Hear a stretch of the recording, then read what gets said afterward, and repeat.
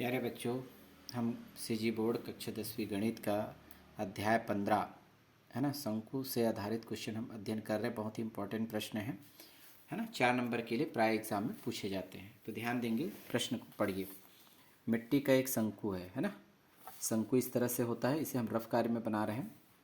इसकी ऊंचाई 24 सेंटीमीटर थी। यहाँ पर ऊंचाई इसकी है, शंकु की ऊंचाई है एच बराबर हम 24। ये रफ में किया जा रहा है अभी फिलहाल। इसकी त्रिज्या 6 सेंटीमीटर, आधार की त्रिज्या होगी, ये आधार है और इसकी त्रिज्या कितनी है, 6 सेंटीमीटर दी गई है।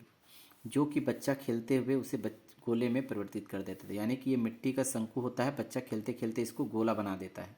तो इस स्थिति में ये क्या हो गया, गोला है। तो शंकु का आयतन जो होगा वो गोले के आयतन के क्या होगा, बराबर होगा, क्योंकि ये खेलने के बाद ये परिवर्तित कर देता है। लेकिन इसका भी आयतन और इसका भी आयतन क्या होगा, बराबर होगा।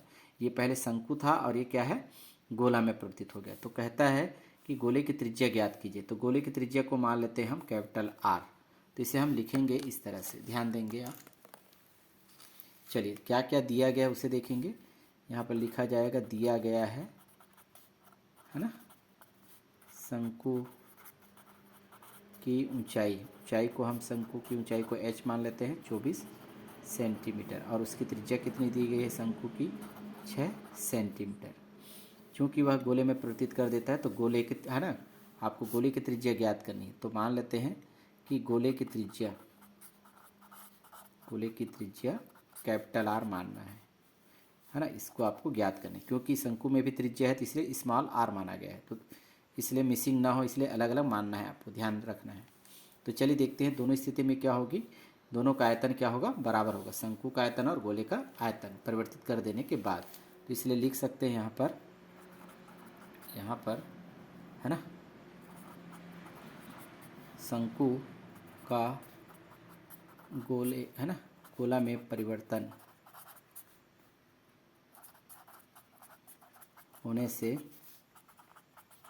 दोनों का आयतन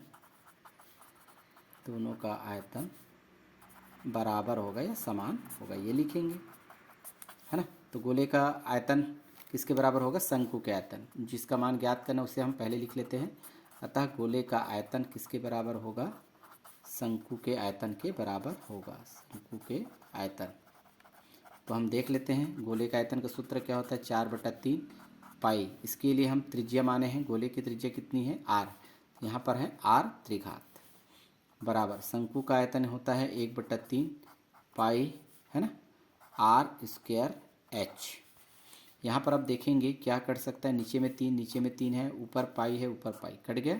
तो हमारे पास क्या बचा, उसे पहले लिख लेते हैं, 4 कैपिटल आर का त्रिघात बराबर आर का स्क्वायर यानी कि शंकु की त्रिज्या। तो शंकु की त्रिज्या कितनी, 6। यहाँ पर 6 लिखना है, 6 का वर्ग है यानी 6 गुना 6 लिखेंगे। एच का मान कितना है, 24, यहाँ पर लिखेंगे 24।